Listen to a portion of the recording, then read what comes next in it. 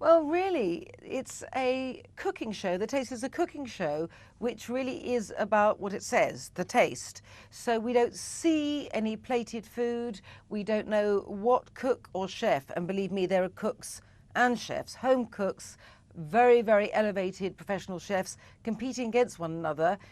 At the audition level, we just get given one spoonful, that's it, and we have to decide. And there are so many people with their spoonfuls, and we're only allowed 4 people each. So it's very, very difficult. So gambling, deciding who you're going for, only the one spoonful. And then as the show carries on, we still taste everything blind. So our judgments are made just because of how the food tastes to us, so that we all do run into the slight difficulty that we could be sending our own team home. And Oh, wow. I'd be lying if I didn't say that had happened at some stages. So it's quite nerve-wracking for the contestants, but also nerve-wracking for the judges. But what's really interesting is, apart from this one notion that we don't know who's cooked, it's not a gimmicky program. So the drama comes out of this one truth. It's just about the taste. It's not about the personality of the chef or cook, or indeed ours, actually.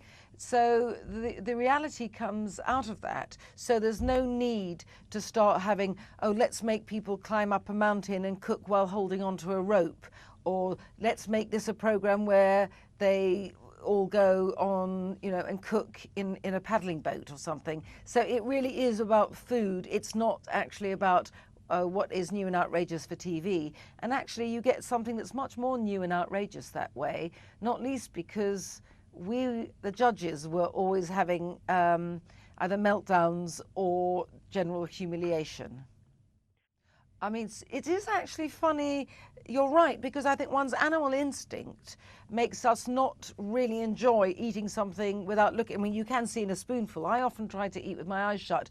And there was one occasion when something gave me such a fright, I won't give it away, in the middle, that I think my eyes looked like they were about to pop out, because I didn't want to say anything, but it was very spooky because I didn't know what it was, and it tasted frightening. So it is quite difficult. You have to overcome some of your natural prejudices. And on the whole, I think the standard was very high, but once or twice you got something that was so revolting that that it was, like, no one knew what to do, because you got a camera at you. Do you spit it out? Do you carry on eating? I always try and be positive, but there were some times when that wasn't always possible. But as I say, mostly the standard was very high. But it's very hard to tell what you're eating when you can't see. And all of us made mistakes all the time. We talked confidently about whether the beef was seasoned properly, and then it turned out it was lamb. I mean, we made fools of ourselves, left, right, and centre.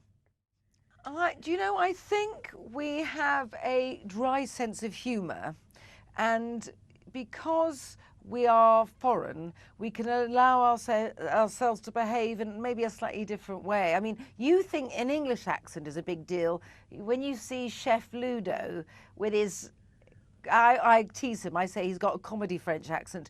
You know, the whole of America is going to have their own Ludo impersonation, because he was... you think an English accent gives you a certain authority. You wait till you hear the Frenchman in full with his, no, I don't like this at all. It was full of that. So the whole of America is going to be doing their Ludo. But I think, I'm afraid to say, maybe I've failed in this respect, because you normally rely, both in Hollywood and on television, you rely on us Brits to be your villains. And I'm afraid to say I don't think I am a true villainess. I think I don't like being mean to people. So in that sense, maybe I've let down my home country, because I should have been evil.